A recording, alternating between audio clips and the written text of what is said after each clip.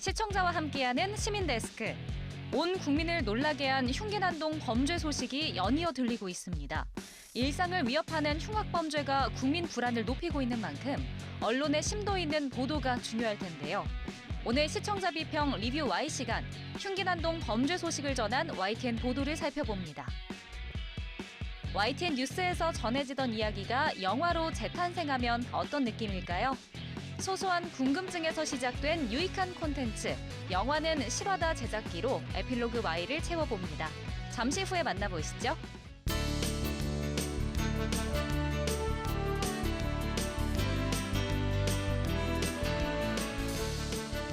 시청자 여러분 안녕하십니까, 김영수입니다.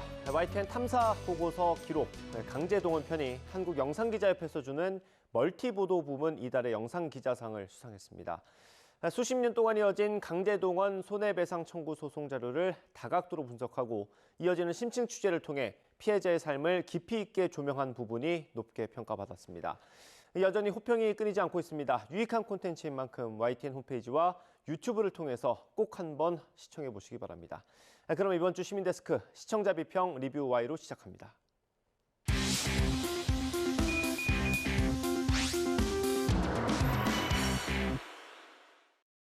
세 분 어서 오십시오. 안녕하십니까.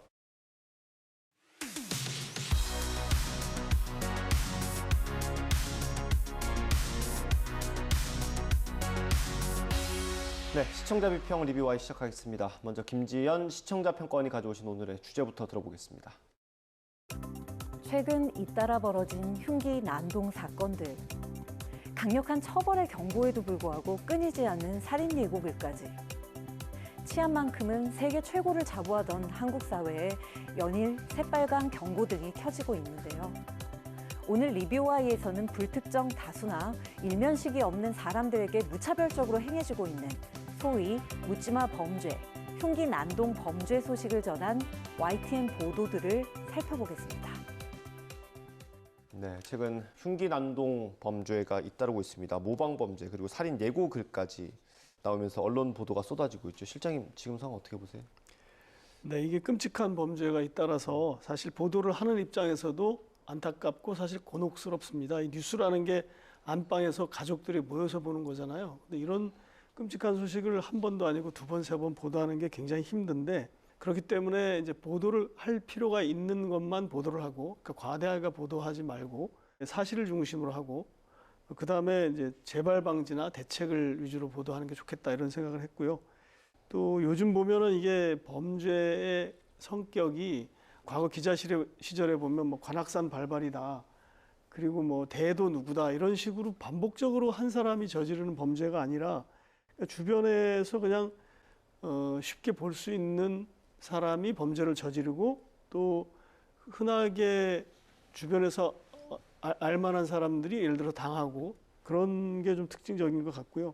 이게 사실은 더 모방범죄 가능성이 있고 또 충동범죄를 조장할 수도 있기 때문에 이 보도를 굉장히 주의를 가지고 해야 되고 가능하면 좀 삼가하고 또 사실 위주로 하되 어떤 범행 수법이나 도구 같은 거는 너무 구체적으로 보도하지 않는 그런 일반적인 범죄 보도의 수칙을 잘 지켜야 되겠다 이런 생각을 하게 됐습니다. 네, 뭐 이렇게 큰 사건이 있을 때마다 사실 어느 지역명을 따서 무슨 사건이라고 하거나 뭐 묻지마 범죄 뭐 이런 걸 하기도 하는데 이렇게 부르는 건 좀 어떻습니까? YTN 보도의 경우 다행스럽게도 이제 묻지마 범죄 대신 무차별 범죄라는 용어의 사용의 빈도를 높인다든지 그리고 묻지마 범죄 대신에 이상동기 범죄 등 다른 용어의 사용이 바람직하다는 의견을 보도의 내용으로 전하고 있는 점은 다행이었는데요. 경기 성남 백화점에서 무차별 흉기 난동 최소 5명 부상 추정 보도가 있었고요. 도심 번화가에서 또 무차별 범행, 경찰 사실상 테러 행위 보도들 이제 이런 것들이 그 일례라고 할 수 있겠습니다. 이런 보도들은 묻지마 대신에 무차별이라는 용어를 사용함으로써 이런 유형의 범죄들이 대상을 특정하지 않고 벌어지는 범죄라는 점에 방점을 두고 있습니다. 또 한 가지 좀 흥미롭게 살펴본 보도가 있었는데요. 짤막 상식 모든 범죄는 원인이 있다. 이상동기 범죄란 무엇일까? 이 보도는요, 흔히 묻지마 범죄란 장명은 범죄의 원인과 동기를 오해하게 할 수가 있고요. 개념 정리가 안 돼서 통계조차 낼 수 없다는 그런 점을 날카롭게 지적을 하고 있습니다. 경찰 당국도 사실 이런 문제점을 인식하고 지난해 발족한 전담 조직에서 이상동기 범죄라는 용어를 사용하고 있다는 점도 이 본 보도를 통해서 시청자들이 잘 알 수가 있었습니다. 네, 맞습니다. 지금 신림동이랑 서현역에서 발생한 무차별 난동 때문에 이제 시민들이 공포를 느끼고 이제 사회적 우려가 커지고 있습니다. 대책 마련이 시급한데요. 대책을 마련하기 위해서는 이제 이 사건의 본질을 좀 파악하는 것이 중요합니다. 앞서 말씀하신 것처럼 이 사건을 좀 어떻게 명명하는지가 이 사건을 어떻게 규정하는지를 보여주는데요. 관련해서 공포의 대한민국, 우리의 안전은 이제 스스로 지켜야 하나라는 YTN 보도에서 형사정책연구원 연구위원이 이런 사건이 사실은 되게 오래전부터 있었는데 묻지 마라고 말함으로써 이제 원인을 모른다고 하는 어떤 안일한 방식을 취하는 것이고 흔히 이제 사이코패스나 어떤 정신적 문제로 이제 이것도 원인을 지적하는 것도 굉장히 무책임한 일이라고 비판을 하고 있습니다. 그리고 또 한편 이제 강력 범죄를 보도하면서 이제 필요 이상의 공포를 조성하는 것도 좀 경계해야 될 필요가 있는데요. YTN은 그런 면에서 이제 테러라고 하는 표현이 적절한지에 대한 논의도 좀 전하고 있습니다. 뉴스 라운지 무차별 흉기 난동에 사로잡힌 대한민국 시민 불안 확산 보도에서 임준택 동국대 경찰행정학과 교수가 테러 방지법에서 테러와 지금 현재의 어떤 무차별 흉기 난동 사건과는 다르다고 이제 얘기를 하면서 이것을 테러라고 말하는 것이 적절한지에 대해서 이제 문제를 제기하기도 했습니다. 네, 이렇게 큰 사건이 터지면 이제 언론 보도로 알려진 내용들을 토대로 전문가들에게 해석을 요구하는 보도들이 꽤 있습니다. 이번에도 그랬고요. 그건 어땠습니까? 예, 드물게 나타나거나 좀 잘 관찰되지 않은 사건이 나타날 경우에 이제 이것들을 좀 해석하는 데 어려움이 있어서 흔히 약간 고정관념이나 이제 편견을 동원하는 경우들이 있는데 그런 패턴 중에 하나가 이제 사회적으로 발언권이 없는 사람들, 그러니까 이른바 사회적 약자들한테 책임을 전가하거나 이제 이들을 비난하는 방식입니다. YTN에서도 이제 일부 그런 보도가 좀 나타났는데요. 더 뉴스 살인 예고 187건 경찰 수사, 검거 작성자 절반 이상 10대 청소년. 이 보도도 좀 그렇습니다. 굳이 청소년이라고 더 이제 비난을 받아야 할 이유가 없음에도 이제 문제적 행동에 이제 10대를 부각하는 이제 거라고 보여지고요. 또 하나는 가해자에 관한 사실을 잘못 해석하거나 일부 사실을 좀 확대 해석해서 비난하는 경우도 있었는데요. 뉴스 라이브 은둔형 외톨이 청년 24만 명 사회복귀 어떻게 도울까 좀 보도가 그러했습니다. 단순히 사회와 교류가 없다고 해서 이제 은둔형 외톨이라고 얘기를 하는 것들이 적절한지 의문스러운 대목인데요. 사회로부터 고립된 사람들이 고립감을 겪지 않고 좌절감을 느끼지 않으면서 살아갈 수 있도록 뭔가 이 기사에서 그 대안을 제시를 해줄 수 있을 거라고 이제 기대를 했는데 이제 기사 내용을 실제 보니까 이제 뭐 고립된 생활이 지속되면은 뭐 공격성이 늘어난다든지 아니면은 뭐 이후에 극단적 선택을 할 수 있다든지 전형적으로 이런 대상들을 뭐 흥미 위주로 다루거나 대상화하는 보도를 보였습니다. 또 하나, 그러니까 더 뉴스 13일 만에 또 흉기 난동, 일단 범행 예고 나가기 무섭다 보도에서도 전문가 발언을 통해서 은둔형 외톨이를 사회적 규범 상태에서 벗어나 있는 사람으로 묘사하면서 그러니까 이들한테 규범이 적용돼야 한다라는 거를 이제 어떤 제도적으로 만들어야 한다라는 것을 이제 보도를 했습니다. 은둔형 외톨이의 문제는 여러 문제가 중첩되어서 나타나서 어떤 문제로 복지나 의료, 교육 등 어떤 여러 가지 관점을 종합해서 접근해야 되는 문제인데 범죄 전문가처럼 이제 전문가가 아닌 분들이 나와서 이런 얘기를 하다 보니 좀 이해가 부족한 부분이 드러난 것 같습니다. 수년 전부터 회자되는 말인데요. 미래에 가장 중요해질 능력, 언어 능력, 컴퓨터 능력도 아닌 이것이다. 이런 말이 있는데 혹시 앵커님 어떤 능력일지. 원고로 처음 봤습니다. 네. 예. 사실은 좀 쓸쓸한 키워드인데요. 고동력이다 이런 말이 있습니다. 네. 그러니까 그만큼 고독과 고립의 문제가 굉장히 심각하다는 의미겠죠. 최근 벌어진 무차별 범죄의 원인 중 하나로 지목되고 있는 것이 바로 은둔형 외톨이 현상, 즉 고립된 개인들이 늘어나고 있는 것 때문이다. 이렇게 보기도 하잖아요. 그러니까 청년 실업, 1인 가구가 또 굉장히 급속히 증가되고 있죠. 이런 현상들, 이런 것들이 개인을 고립시키는 이제 구조적인 요인들로 지금 작동을 하고 있고 우리 사회가 여기에 대해서 어떻게 효과적으로 대응을 해야 될지 참 고민이 깊습니다. 다들 아시겠지만 최근 코로나19와 같은 감염병의 위기 속에서 이런 고립성, 이런 것들이 더욱 심화되어 가고 있죠. 이제 이렇기 때문에 사회적 고립의 문제를 우리가 어떻게 해결해야 할지 이 주어진 과제의 무게가 정말 결코 만만치 않다는 생각입니다.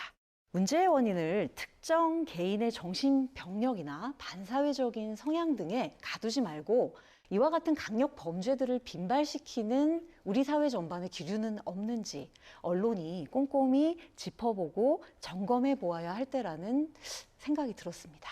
예. 저도 뉴스 진행하면서 항상 그런 얘기를 듣습니다. 전문가들이 이게 구조적인 문제를 너무 개인의 잘못으로 몰아가면 안 된다 그런 얘기를 하는데 구조라고 하면 뭐 의료 시스템도 있을 거고요, 복지 시스템 그리고 뭐 교육 시스템까지 다 총망라돼 있을 것 같은데 어땠습니까? 네, 맞습니다. 말씀하신 것처럼 굉장히 다면적이고 이제 복잡하죠.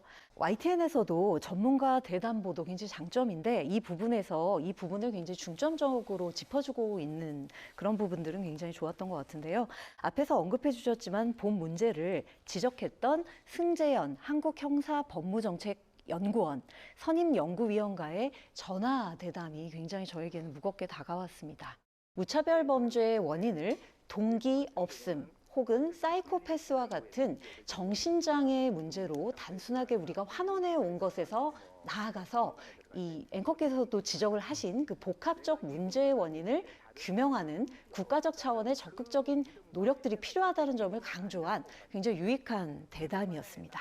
정신질환과 관련된 문제를 좀 말씀해 주셨는데 그 부분에서 좀 한 가지 이제 YTN 보도에서 아쉬웠던 부분 말씀을 드리면은 뉴스 라운지 무차별 흉기 난동에 사로잡힌 대한민국 시민 불안 확산 이 보도에서는 가해자가 이제 분열성 청력 장애를 갖고 있음에도 이걸 조현병으로 잘못 보도했었고요.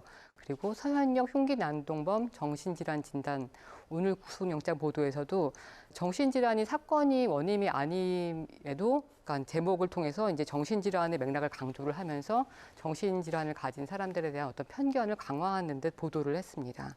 앞서 이제 승재현 연구원과의 대담이 되게 유익했다고 말씀하셨는데 저는 건국대 경찰학과 이웅혁 교수와의 대담이 굉장히 유익했습니다.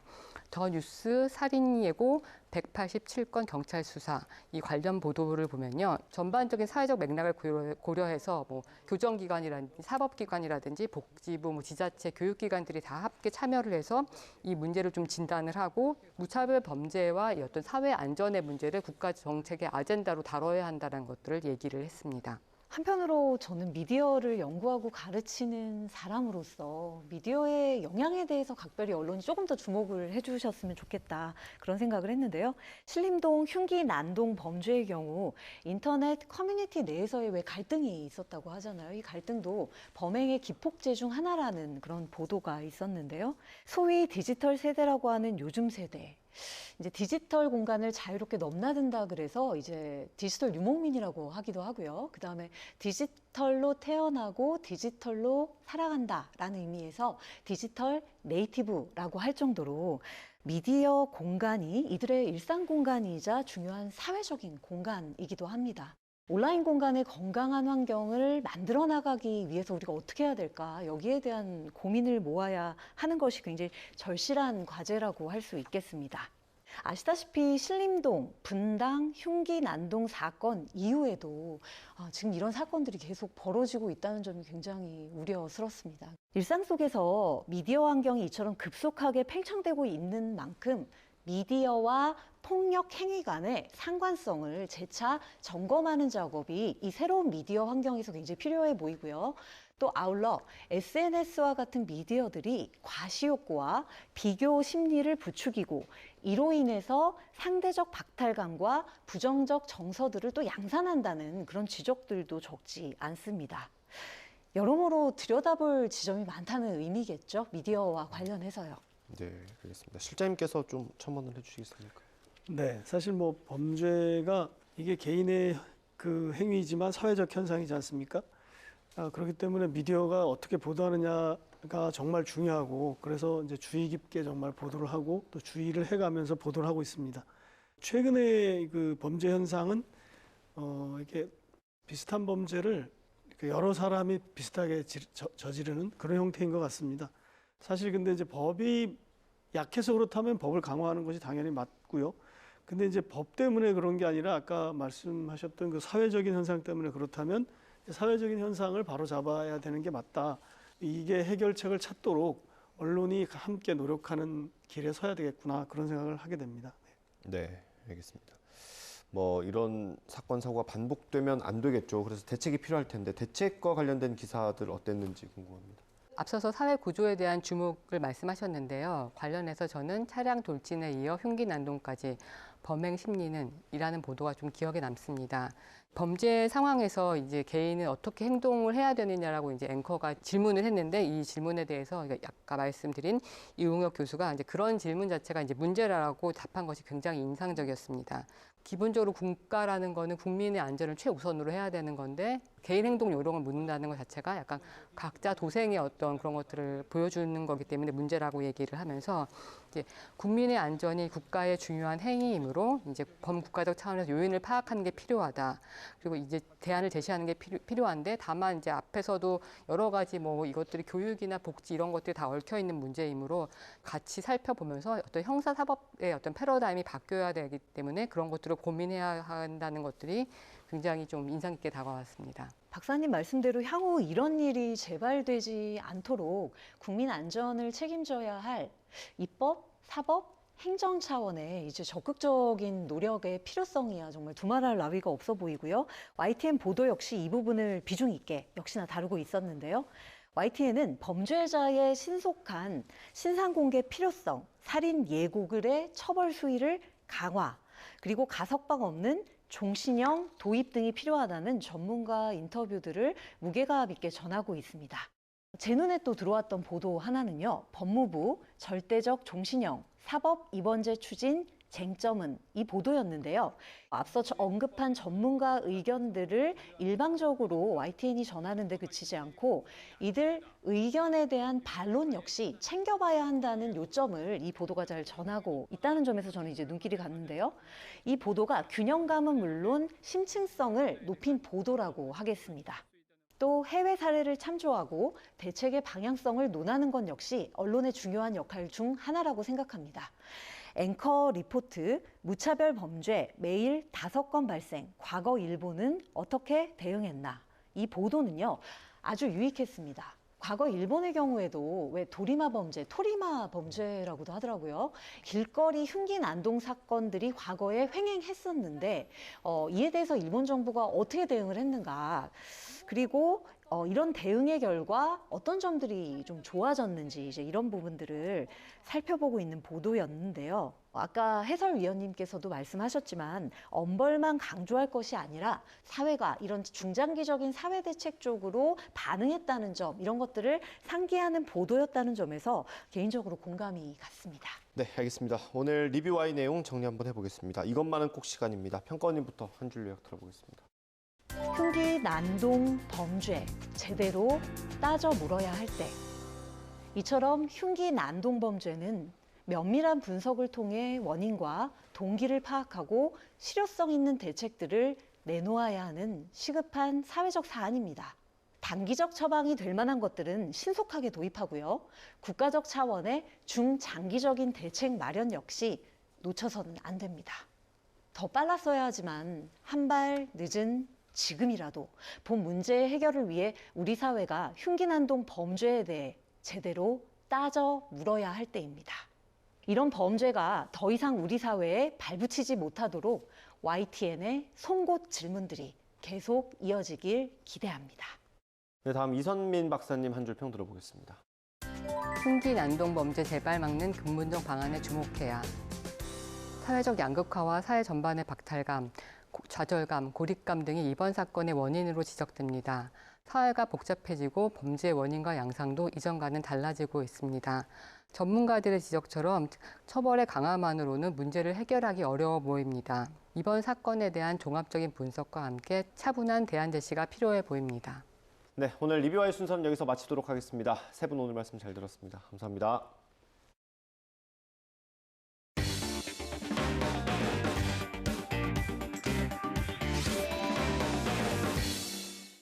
네, 방송 제작 뒷얘기를 들어보는 에필로그 Y 시간입니다.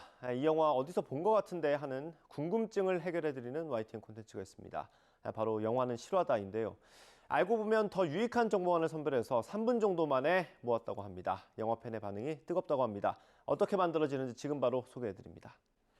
경찰은 아이의 친어머니를 아동학대 치사 혐의로 긴급 체포해서 구체적인 학대 정황을 조사하고 있습니다. 영화보다 더 극적인 사건들 YTN 보도를 통해 종종 접하실 텐데요. 뉴스 속 작은 영화관, 영화는 실화다에서는 실화를 재해석한 영화를 만나볼 수 있습니다. 우리가 몰랐던 이야기가 또 다른 작품으로 탄생하는 시간. 영화는 실화다 코너를 한마디로 소개해 주신다면요. 영화로 먼저 시청자들의 흥미를 끌고 실화로 감동을 주는 프로그램이라고 생각합니다. 오늘 에필로그 Y 시간, 영상편집부 이주연 편집감독과 함께합니다. 네, 어서 오세요. 안녕하세요. 반갑습니다. 제가 금요일 아침에 뉴스를 전해드릴 때마다 정말 이 코너를 너무나 재미있게 보고 있는데 이렇게 만나 뵙게 돼서 너무 반갑습니다. 자, 뉴스 속 영화라고 하니까 사실 신선한 느낌이 가장 먼저 들었는데 어떻게 해서 만들게 됐는지 계기부터 좀 얘기해 주시죠. 저 영화를 보게 되면 가끔 이런 문구가 있잖아요. 이 영화는 실화를 바탕으로 제작됐습니다. 이런 문구를 볼 때마다 과연 실화는 어떤 이야기를 하고 있을까가 많이 궁금해지더라고요. 그래서 저희 YTN이 가지고 있는 영상 자료랑 아니면 실제 보도했던 사건, 사고들을 한번 영화랑 접목시켜보면 재밌지 않을까 해서 기획하게 됐습니다. 원래 좀 영화 쪽에 관심이 있으신 편이었나요? 저희 영상 디자인팀이 총 3명으로 이루어져 있는데 모두가 영화를 좋아하거든요. 그래서 아이템 회의할 때도 영화 선정할 때 되게 재밌게 하고 있습니다. 지금까지 제작된 콘텐츠들을 보면 제목 그대로 실화를 다룬 영화들이 많은데 아이템 선정 기준이 있을까요? 최근 개봉한 영화들이나 아니면 사회적으로 이슈가 되고 있는 영화들 위주로 중에서도 실화를 바탕으로 한 영화를 먼저 찾고 있고요. 아니면 더 나아가서 실존 인물이라던가 문화영상 아니면 뭐 특이한 뭐 요즘에 이슈가 되고 있는 밈 같은 것도 소재로 더 나아갈 수 있게 더 노력하고 있습니다. 그럼 이렇게 영화를 선정을 하면 다들 이렇게 한 번씩 영화를 다시 보시나요? 일단 제작하기 전에 앞서서 미리 영화를 보는 편이고요. 평소에 봤던 영화들 중에서도 선택하는 편이라 제작하고 나서보다는 제작 전에 이미 영화를 다 보는 편입니다. 그래서 영상을 볼 때마다 진짜 영화에 대한 애정과 관심이 없으면 안 되겠다라는 생각이 드는데 사실 제작하면서 자세하게 다루다 보면 새롭게 알게 되는 부분도 있으실 것 같아요. 제작하기 전에 이게 실화인지 몰랐던 영화도 있으셨나요? 영화는 실화다 첫 방송 아이템이었던 드림이라는 영화가 있는데요. 저도 제작하기 전까지는 몰랐는데 이 노숙인 즉 홈리스들끼리 축구팀을 이뤄서 경기하는 세계적인 대회가 있더라고요. 그중에서도 영화는 실화다는 2010년도 브라질 홈리스 월드컵에 출전했던 한국 대표팀의 이야기를 다뤘습니다. 말씀하신 드림이란 영화는 사실 기분 좋은 실화를 바탕으로 만들어진 영화인데 반대로 가슴 아픈 실화를 다룬 영화도 많잖아요. 제작하셨던 것 중에서 인상 깊었던 영화가 있으실까요? 이미 많이 알려져 있는 사건이긴 한데 개구리 소년 실종 사건이라고 아시죠? 근데 그 사건을 바탕으로 만든 영화가 아이들이 있었는데 사실 이게 영화보다 더 영화 같은 이야기잖아요. 아이들 5명이 산에 올라가서 한꺼번에 실종됐고 또 전 국민들이 찾기 위해서 노력했지만 결국 사망한 채로 발견됐고요.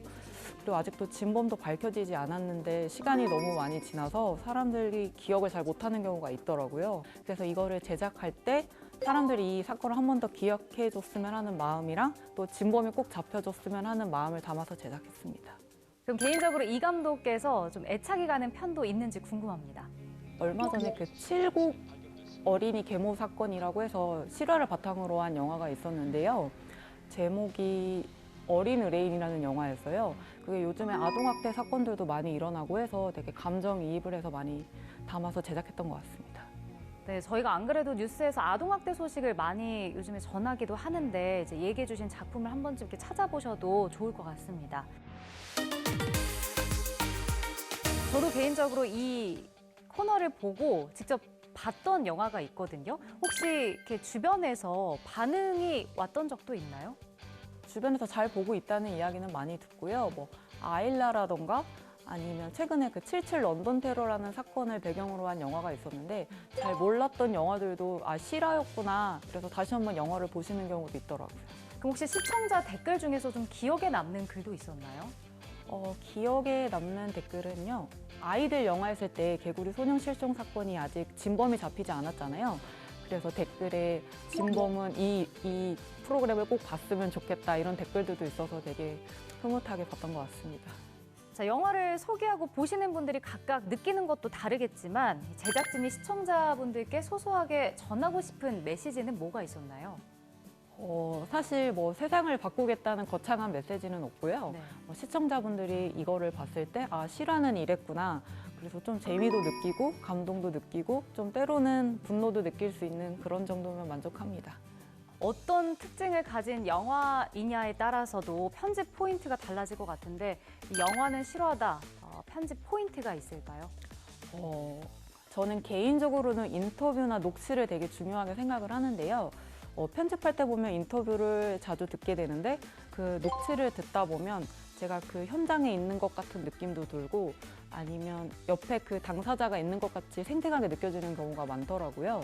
그래서 편집할 때는 녹취를 주로 많이 사용하는 편이고 아니면 그 당시 영상이나 사진 등 자료들을 많이 최대한 확보해서 시청자분들한테 생생하게 전달하기 위해 노력하고 있습니다. 녹취 같은 경우는 이렇게 가져오기가 쉬운 편인가요? 기존에 저희 YTN이 확보하고 있는 영상들이 많아서 거기서 많이 찾아보고 있습니다. 제가 이제 코너를 볼 때마다 궁금했던 게 있는데 내레이션이 누군가였어요. 들어보지 못한 목소리였거든요. 진짜 누군가요? 발견되는 학대 정황들로 동생의 담임 선생님은 아동학대 신고를 했다.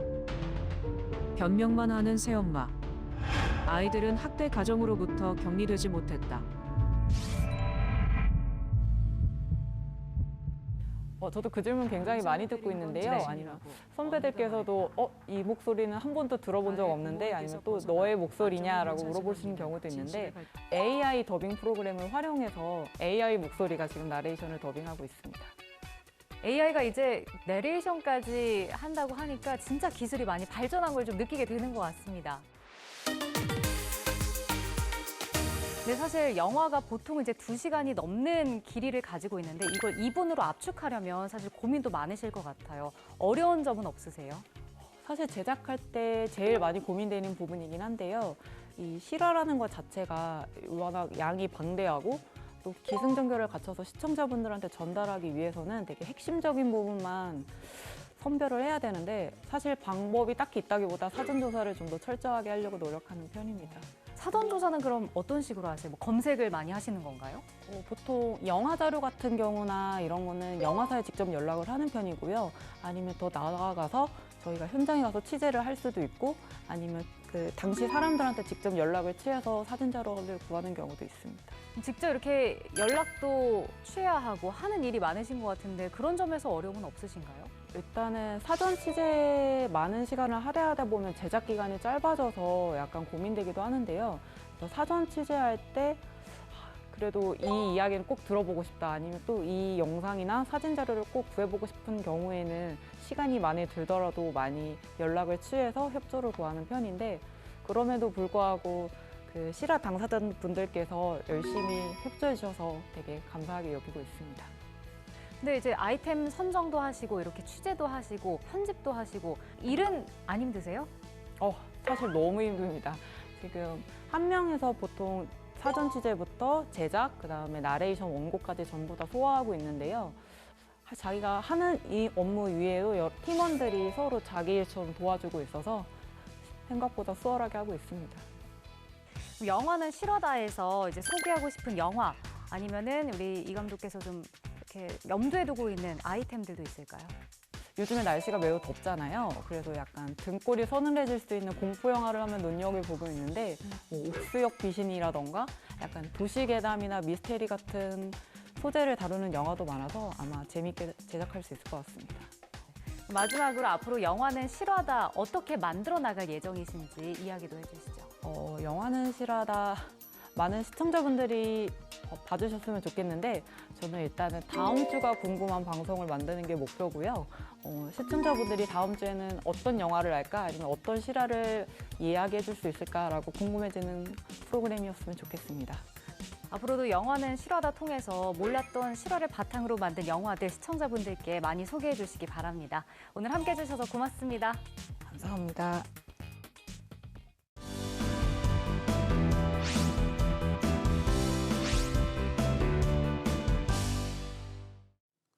안녕하세요. YTN DMB 시청자 평가원 고두입니다. 우리나라의 문화, K컬처에 대한 전 세계의 관심은 여전히 뜨거운 것 같습니다. K-팝, K-드라마, K-영화 등 우리나라의 문화에 대한 관심은 다양한 영역에서 우리 문화의 우수성이 검증되고 있는 것이라 볼 수 있을 텐데요. 이와 함께 직접 우리 문화를 체험하려는 외국인의 숫자도 늘어나고 있습니다.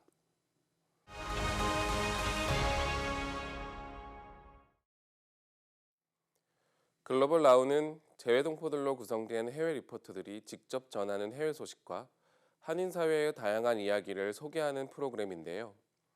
지난 시간에는 두바이에서 진행된 한류 체험 수업을 비롯하여 세계 각지에 거주하고 있는 재외동포의 소식을 접할 수 있었습니다.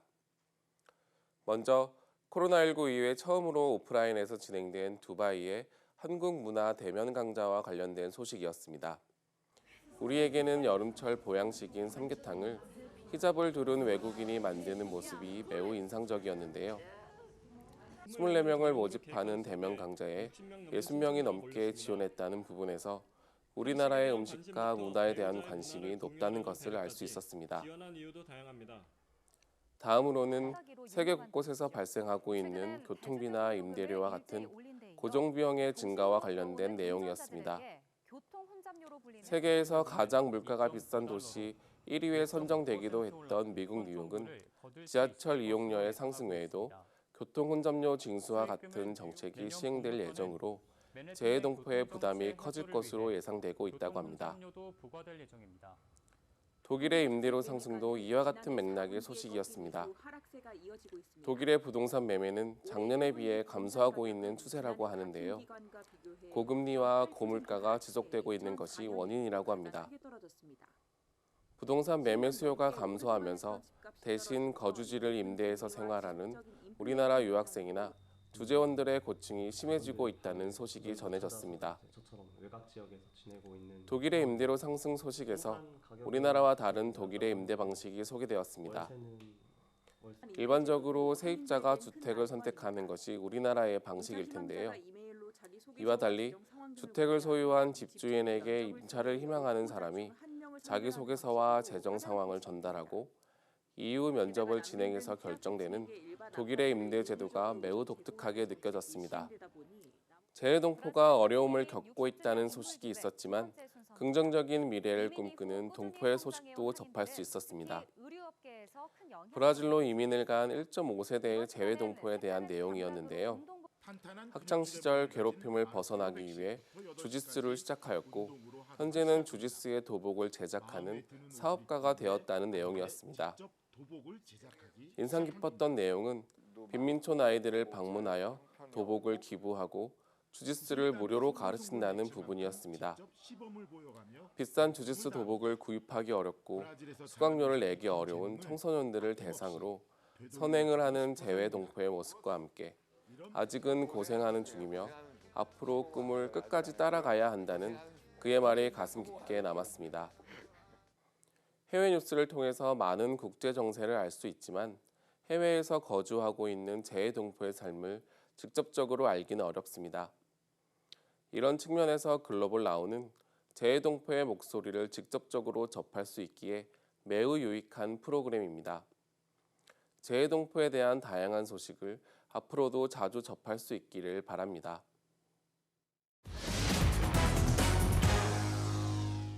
시민데스크는 시청자 목소리로 YTN을 깊이 되돌아봅니다. 방송에 대한 여러 의견들 SNS와 홈페이지, 전화로 남겨주시고요. 저희는 다음 주 다양한 시청자 의견으로 돌아오겠습니다. 시청해주신 여러분 고맙습니다.